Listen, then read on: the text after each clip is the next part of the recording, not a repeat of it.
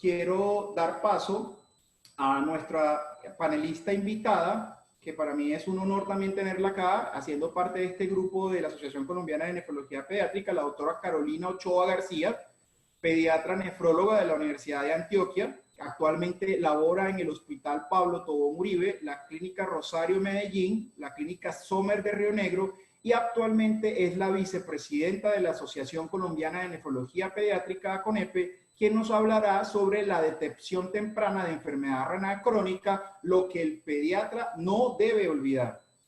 Adelante, doctora Carolina. Bueno, un agradecimiento muy especial a la Sociedad Colombiana de Pediatría de la Regional Antioquia por esta invitación. Bueno, en los próximos 30 minutos voy a compartir con ustedes algunos datos sobre por qué es importante hacer una detección temprana de la enfermedad renal crónica y cómo podemos lograr aumentar la cantidad de pacientes que podemos captar en estadios muy tempranos de la enfermedad. Bueno, entonces es ampliamente conocido ya que la enfermedad renal crónica es un problema de salud pública. Hay países en los cuales incluso se reporta que entre el 15 y el 10% de su población sufre esta patología, por lo cual con el paso de los años se han generado más esfuerzos para tratar de diagnosticar tempranamente esta enfermedad. Eso hace que tengamos que fortalecer programas de prevención y detección temprana, ya que desafortunadamente la enfermedad renal crónica, especialmente en sus estadios muy iniciales, pasa desapercibida ante las personas que la padecen, incluso frente al personal médico, ya que son estadios silenciosos. Desafortunadamente, cuando logramos identificar estos pacientes, ya llegan en estadios muy avanzados, incluso muchos de ellos en urgencia dialítica. Es importante entonces hacer un diagnóstico temprano porque cuando logramos identificar estos pacientes podemos hacer diferentes intervenciones que nos van a permitir retrasar la evolución de la enfermedad. ¿Cómo se define entonces enfermedad renal crónica? Es una anormalidad de la estructura o la función del riñón que va a tener entonces unas implicaciones negativas en la salud de los pacientes. Para poder hacer un diagnóstico, entonces tiene que cumplir con ciertos criterios. Además de que estas anormalidades deben permanecer por más de 3 meses, se debe tener una tasa de filtración glomerular menor a 60 mililitros minuto y o tener presencia de marcadores de daño renal que vamos a explicar ahora más adelante. ¿Cuáles son esos marcadores entonces que nos pueden indicar que el paciente tiene una enfermedad renal crónica? Una albuminuria aumentada, una anormalidad que es persistente en el sedimento urinario, algunos trastornos hidroelectrolíticos debidos a trastornos tubulares, como por ejemplo los que presentan los pacientes con síndrome de Fanconi, alteraciones detectadas histológicamente, haciendo referencia cuando ya hacemos biopsia renal, anormalidades estructurales que son detectadas por imágenes, siendo esta el marcador que con mayor frecuencia vamos a encontrar en nuestra población. Y finalmente la historia de trasplante renal. Esto último es muy importante porque el paciente que tiene enfermedad renal crónica lo va a padecer por el resto de su vida, aún si es llevada a un trasplante renal y por lo tanto va a requerir, digamos, un seguimiento muy estrecho. KDIGO adicionalmente también nos permite hacer una clasificación de la severidad utilizando un sistema de semáforo y la idea es identificar cuáles son esos pacientes que están más en riesgo de progresar rápidamente a estadios terminales y necesitar diálisis. Como ustedes pueden ver en la parte superior de la diapositiva, los estadios se van a clasificar de acuerdo a la tasa de filtración glomerular. Y ustedes pueden ver que una persona teniendo una tasa de filtración por encima de 90 mililitros minuto, que es lo que se considera como el umbral de normalidad, puede incluso presentar una enfermedad renal crónica a pesar de tener esta tasa de filtración, si asociado a ello presenta alguna de las anomalías que previamente mencioné. Y asimismo también KDIGO adiciona como marcador de pronóstico la presencia o no de albuminuria, siendo esta obviamente un marcador de peor pronóstico y mayor riesgo de rápidamente progresar a estadios finales y a requerir una terapia de reemplazo renal. En los niños hay que tener algunas consideraciones especiales, específicamente en la población de neonatos y lactantes, pues si tenemos un diagnóstico estructural por una ecografía, al momento de nacer o en las primeras semanas no vamos a necesitar cumplir el criterio de 3 meses para poder hacer el diagnóstico.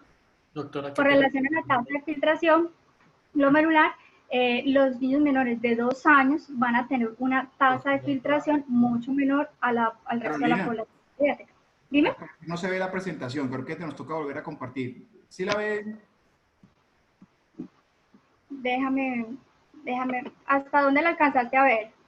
Ahí, dale, si quieres vuelve a compartir pantalla, no sé por qué. ¿Hasta qué momento se vio? No, ¿dónde estabas? Está bien. Ah, ok. Ya, dame un segundo, ya la vuelvo a compartir. ¿Me confirmas, por favor, si cuando la vayas a ver? Ya la vemos. Listo. Bueno.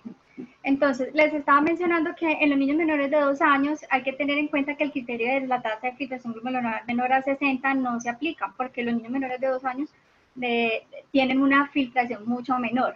Y es por esto que la enfermedad renal crónica entonces no se va a clasificar de acuerdo a los criterios que anteriormente les mencioné, sino que vamos a utilizar, digamos, los valores de referencia específicos para la edad.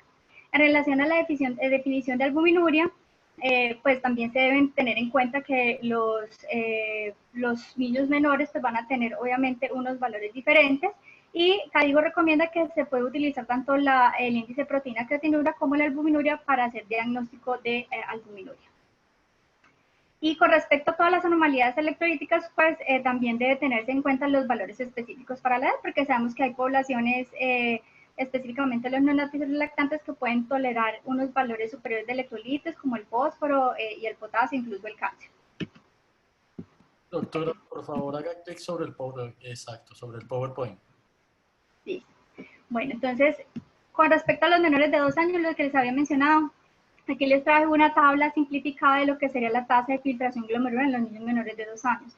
Y como ustedes pueden ver, desde el nacimiento hacia los 2 años se va dando un incremento progresivo. Los recién nacidos en sus primeras semanas de vida pueden tener una tasa de filtración glomerular alrededor de 45 mililitros minutos y esto puede ser normal. Es importante conocer esto para que más adelante no pueda generar, digamos, confusiones a la hora de hacer el diagnóstico. Y la clasificación se va a dar de acuerdo a las desviaciones estándar que esté por debajo del valor normal. Entonces vamos a hablar de una disminución moderada de la tasa de filtración cuando tiene entre -1 y -2 desviaciones estándar para la edad y una disminución grave de la tasa de filtración cuando esté por debajo de -2 desviaciones estándar para la edad. Obviamente son datos valores que uno no sabe de memoria, pero que es importante tenerlos a la mano.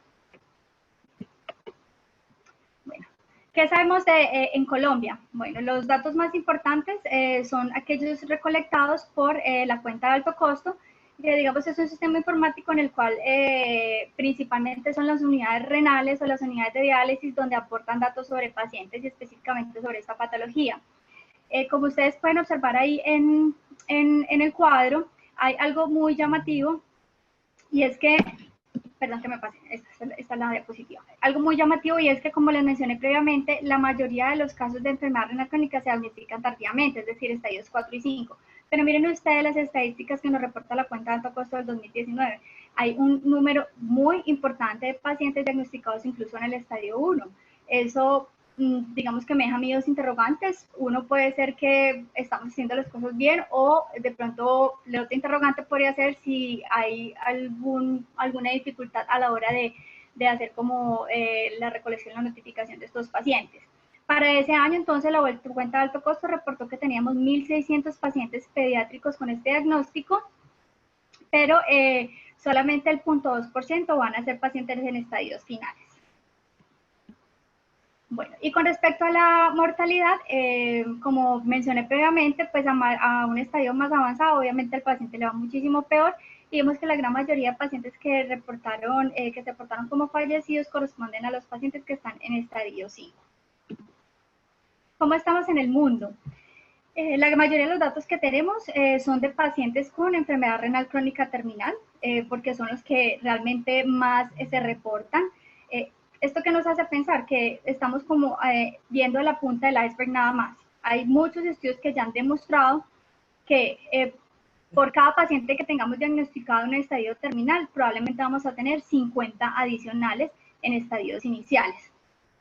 Específicamente en una población, por ejemplo, como Estados Unidos, el 11% de la población tiene enfermedad renal crónica. Sin embargo, afortunadamente, sabemos que la enfermedad renal crónica es menos frecuente en los niños y ellos reportan entonces una prevalencia solo del 2%. En pediatría, entonces, ¿cuáles son las patologías que pueden llevar a que nuestros niños tengan enfermedad renal crónica? Siendo, digamos, la más importante, todas las anomalías estructurales como el reflujo, la displasia y la uropatía obstructiva, le siguen en frecuencia todas las nefropatías hereditarias como la cistinosis, la enfermedad de Alport y las enfermedades quísticas como las autosómicas dominantes y autosómicas recesivas.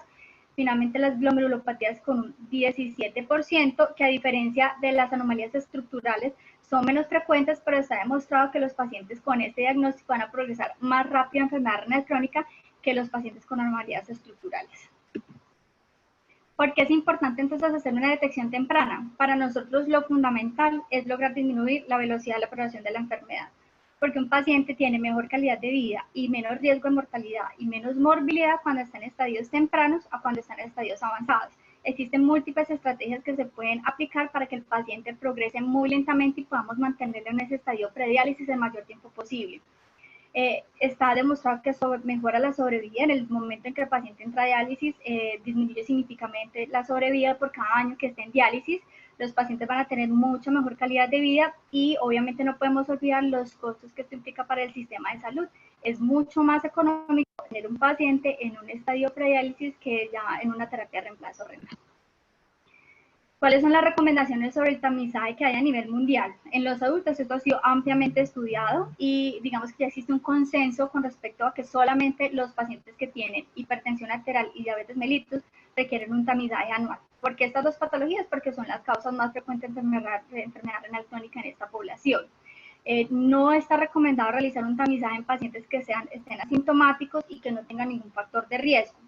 Con respecto a la población pediátrica, el país que, digamos, ha abanderado todos estos proyectos de tamizaje para enfermedad renal crónica está Japón, que desde 1970 estableció como tamizaje realizar un uranálisis a toda la población escolar, esto con el fin de detectar algunas glomerulopatías, específicamente la nefropatía por IgA, que es muy frecuente en toda la población asiática.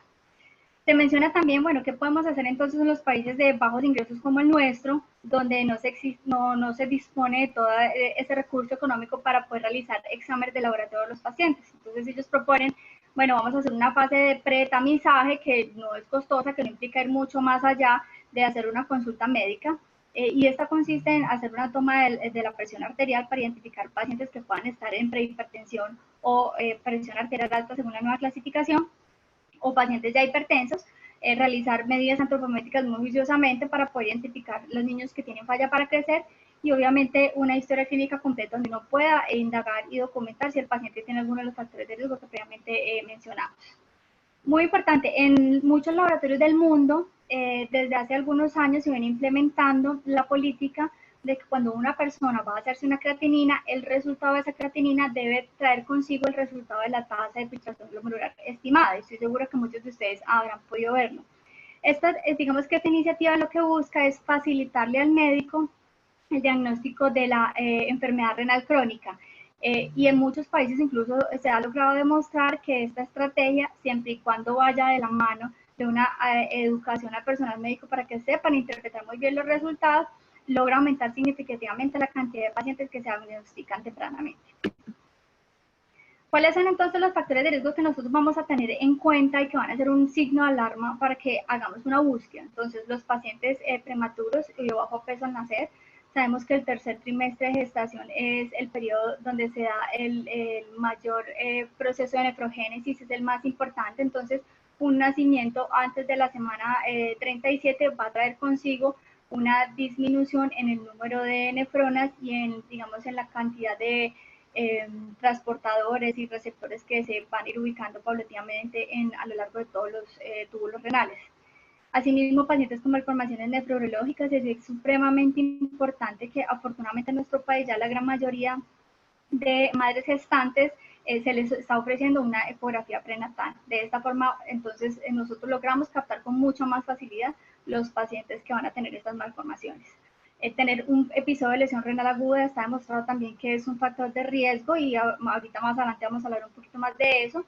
Ser hipertenso, tener episodios de infección urinaria a repetición y hay otras, digamos, hallazgos en la historia clínica o en el examen físico que nos deben llamar la atención y que no son tan evidentes para enfermedad renal crónica, como son la anemia sin causa aparente y la falla para crecer. Todos estos factores de riesgo nos deben obligar entonces a hacernos la pregunta si el paciente puede estar cursando o no con una enfermedad renal crónica en algún momento de su vida. Les traje este estudio, que es un estudio de cohorte en población suiza, donde se incluyeron más o menos 4.500 pacientes recién nacidos pretérminos y a términos, simplemente para demostrarles que el hecho de ser prematuro, incluso nacer antes de la semana 38, o sea, entre la 37 y la 38, puede traer consigo un riesgo, un aumento en el riesgo de presentar enfermedad renal crónica, y ustedes pueden ver ahí en el cuadro en rojo que ese aumento puede variar entre 2 a 3 veces. Perdón, Por ¿podemos encima, activar la cámara, por favor? dame un segundo.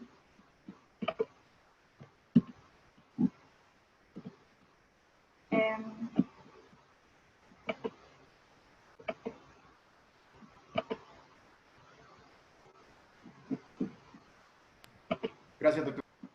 Ahí me estás viendo, sí. Bueno.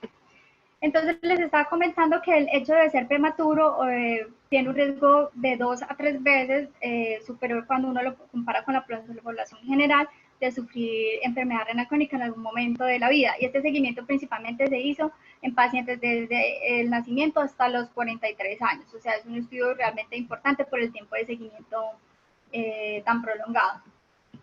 En esta gráfica que corresponde al mismo estudio, lo que le quiero mostrar es que los pacientes que son menores a 36 semanas, de los cuales corresponden a la curva violeta, y los que nacen entre las semanas 34 y 36, que corresponden a la línea punteada amarilla, son pacientes que al momento de nacer obviamente van a tener mucho más riesgo de enfermedad renal crónica, pero ustedes van viendo cómo a medida que va pasando el tiempo ese riesgo va disminuyendo, y se ve sobre todo esa estrecha relación durante los primeros 20 años de vida. Sigue siendo después de los 20 años un factor de riesgo, pero ya con mucha menor importancia. Y esto es relevante porque los pacientes menores de 20 años pues son la población que nosotros vamos a tener la oportunidad de tener acceso y hacerles tamizaje. Con respecto a tener lesión renal aguda, antes se pensaba que elevaciones muy pequeñas de la creatinina no tenían ningún efecto a largo plazo. Sin embargo, ya se sabe con certeza que existe una fuerte asociación que es independiente de la severidad y la causa de la lesión renal aguda con presentar enfermedad renal crónica en algún momento de la vida.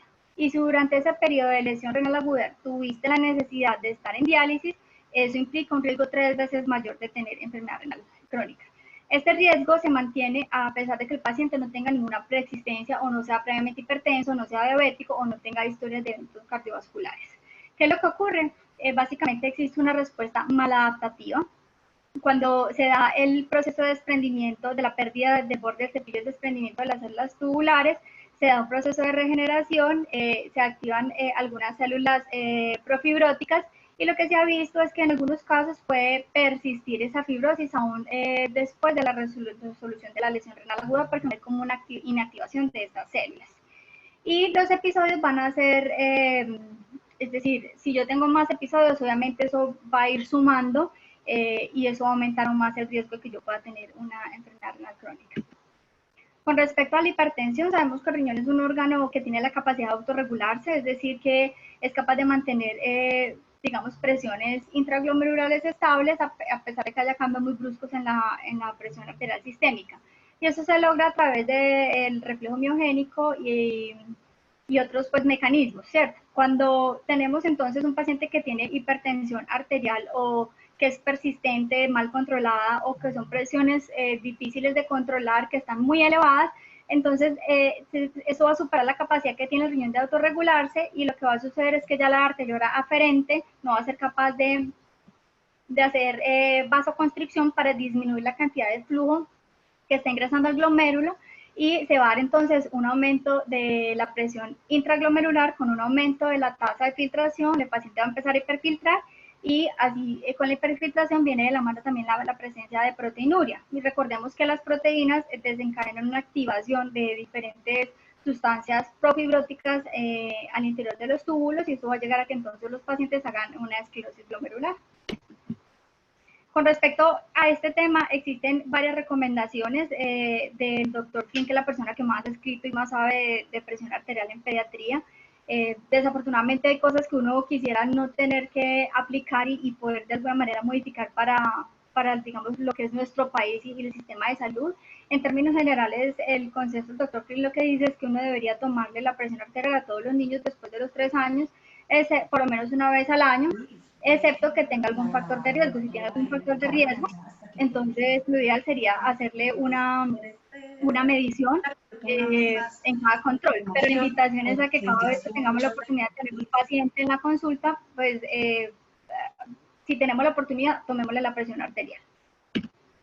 Con respecto a las infecciones urinarias a repetición, está demostrado que el riesgo de desarrollar esta patología debido a infecciones no es tan alta cuando hay ausencia de otros factores de riesgo. Es decir, si yo tengo infecciones urinarias a repetición y son febriles asociadas a una malformación de la vía urinaria, eso sí me va a poder generar mayor riesgo porque los episodios van a ser más severos y voy a tener mayor riesgo de cicatrices.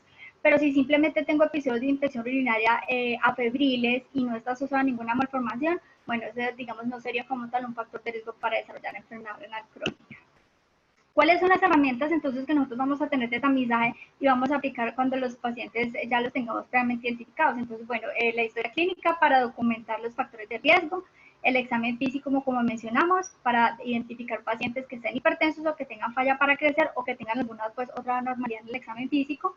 Y en cuanto a parámetros bioquímicos, está la creatinina sérica, que nos va a permitir hacer un estimado de la tasa de filtración glomerular y la medición de la albuminuria. Con respecto a la creatinina, es el parámetro bioquímico que es utilizado por excelencia. Tiene una dificultad, es que tiene baja sensibilidad. Uno realmente necesita perder más del 50% de la funcionalidad de sus neuronas para que la creatinina empiece a mostrar una elevación. Por lo tanto, muchos pacientes probablemente se quedan sin diagnosticar o tienen un diagnóstico ya tardío.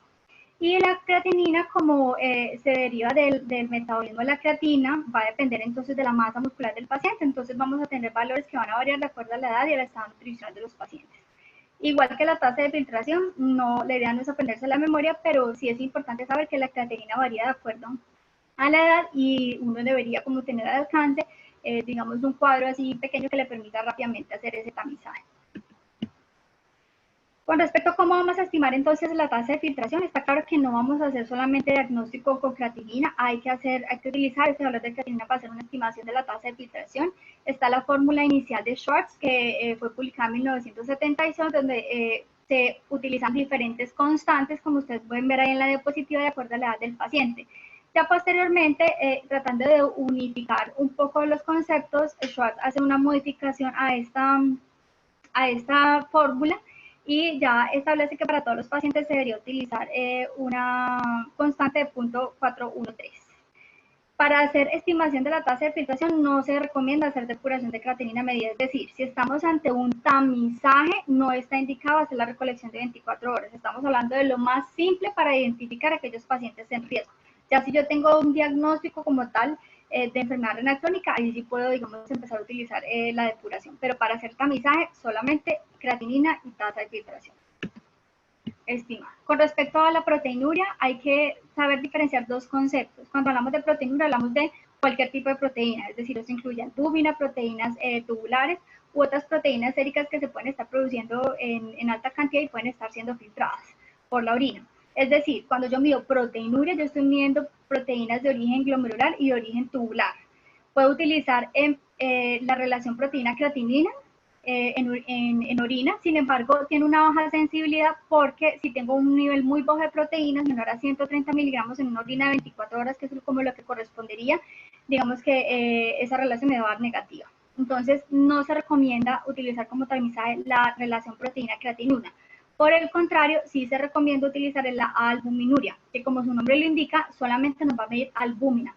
Tiene, digamos, la dificultad que no nos va a medir proteínas de origen tubular, pero digamos que el principal objetivo de esta mesa es detectar a aquellos pacientes que tienen proteína de origen glomerular.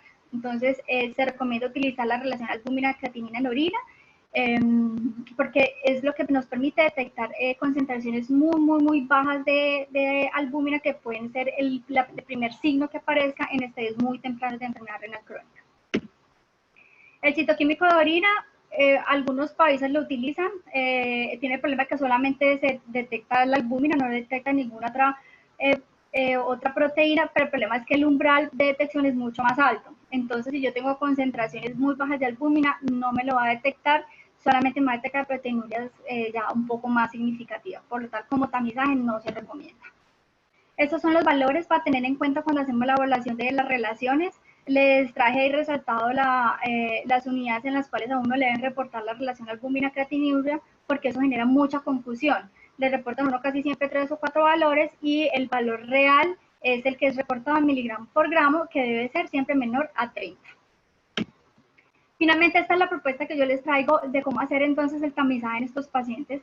Si una vez identificamos entonces el paciente que tiene riesgo que tiene algunos de los factores que ya ampliamente hemos mencionado, entonces debemos proceder a realizar una creatinina sérica y a medir la albuminuria utilizando la relación albúmina urinaria, creatinina urinaria. Y esto se debe hacer anualmente en todos los pacientes que tengan este riesgo. Cuando tengamos entonces el valor de la creatinina, vamos a hacer el cálculo de la tasa de filtración, ¿cierto? Si son niños menores de 2 años y tiene menos de, si son niños mayores de 2 años y tienen menos de 60 mililitros minuto, entonces eso lo ubica en un rango de anormalidad. Con este paciente debemos proceder entonces a medir albuminuria, a solicitar eco y a remitir a pediatría. Si por el contrario le hacemos la creatinina y nos da una tasa de filtración por encima de 60 mililitros minuto y no tiene absolutamente ningún otro hallazgo, entonces volvemos simplemente a hacer el tamizaje anual. Con respecto a la albuminuria, entonces debemos hacerla en todos los pacientes anuales que tengan, anualmente que tengan factores de riesgo. Si logramos documentarla, entonces la recomendación se debe repetir en 2 tomas adicionales para poder confirmar, ya que sabemos que digamos que la albuminuria también tiene muchos factores que lo pueden afectar, como haber hecho ejercicio, el momento en el que se toma en el día, incluso la dieta. Entonces lo ideal es confirmar realizando 2 tomas en un periodo máximo de 3 meses. Y si la microalbuminuria la albuminuria, porque ya no se debe utilizar el término microalbuminuria, si sigue siendo persistente, entonces ahí se debe remitir a nefropediatría. Si por el contrario la albuminuria es negativa, entonces hay que volver a la parte de arriba inicial, donde vamos a seguir haciendo creatinina sérica y medición de albuminuria anual. Esta sería entonces la propuesta que yo les traje. La idea es que tengamos presente que hacer un diagnóstico en enfermedades en estadios tempranos de la enfermedad renal crónica es un reto porque es una enfermedad silenciosa. Debemos saber identificar los pacientes y solamente en ellos realmente realizar un tamizaje por lo menos anual. Los parámetros bioquímicos a realizar son muy básicos, únicamente una creatinina sérica para calcular la tasa de filtración con las ecuaciones que ya les mencioné y la medición de la albuminuria. Y lo más importante para nosotros es poder ganar tiempo. El mayor tiempo que tengamos al paciente libre de diálisis es un tiempo que el paciente va a estar mucho mejor, va a estar mejor él, su familia, va a tener mejor calidad de vida y vamos a poder evitar muchas complicaciones. Muchas gracias.